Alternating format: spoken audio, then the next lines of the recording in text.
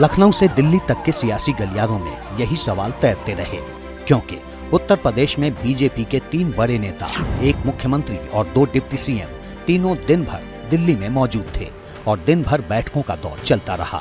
सुबह नीति आयोग की बैठक हुई जिसमें मुख्यमंत्री योगी मौजूद रहे।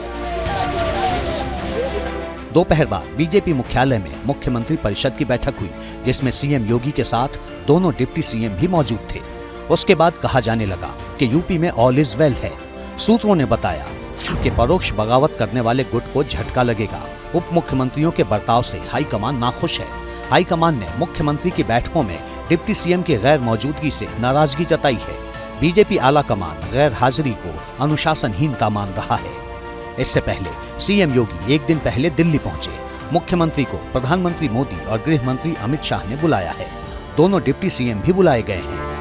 केशव मौर्य निजी कार से दिल्ली पहुंचे। वो सीएम योगी आदित्यनाथ से पहले दिल्ली स्थित यूपी सदन पहुंच गए। एक ही छत के नीचे सीएम और डिप्टी सीएम दोनों मौजूद थे, लेकिन थे दूर दूर। दोनों में मुलाकात नहीं हुई। ये दूरी दिल्ली में ही नहीं, दिल्ली से 500 किलोमीटर दूर लखनऊ में तो कई बार नजर आई थी।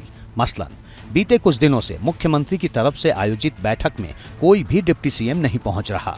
गुरुवार को जब प्रयागराज मंडल की बैठक हुई तो उसमें केशव प्रसाद मौर्य नहीं पहुंचे और शुक्रवार को जब लखनऊ मंडल की बैठक हुई तो उसमें ब्रजेश पाठक नहीं पहुंचे। ऐसा भी नहीं है कि समीक्षा बैठक के लिए न्योता नहीं भेजा गया था।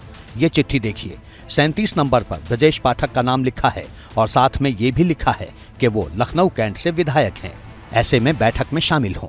लेकिन जिस तरह केशव प्रसाद मौर्य ने लखनऊ में होने के बावजूद बैठक से किनारा किया, उसी राह पर ब्रजेश पाठक भी आगे बढ़ गए।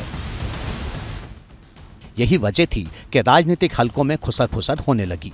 बीजेपी के प्रदेश अध्यक्ष भूपेंद्र चौधरी से जयपुर में पत्रकारों ने सवाल किया कि क्या सीएम को बदला जा सकता है, तो उन्होंने दावा किया कि ऐसा कुछ भी नहीं।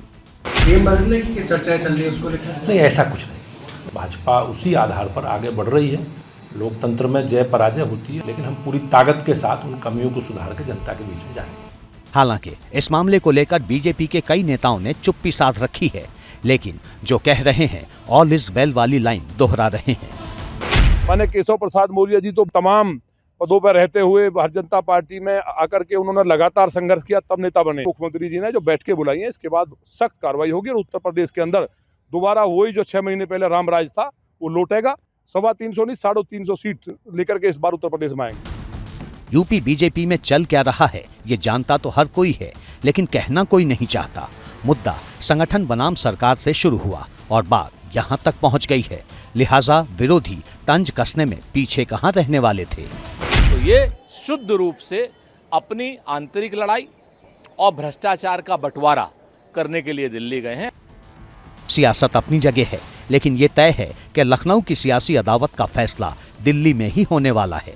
सूत्रों ने बता दिया है कि बीजेपी हाईकमान क्लियर कर चुका है कि यूपी के लिए योगी कहीं उपयोगी हैं, लिहाजा दोनों डिप्टी सीएम की लक्ष्मण रेखा तय कर दी गई है। For exclusive and insightful videos, subscribe to our new channel ABP Live Premium.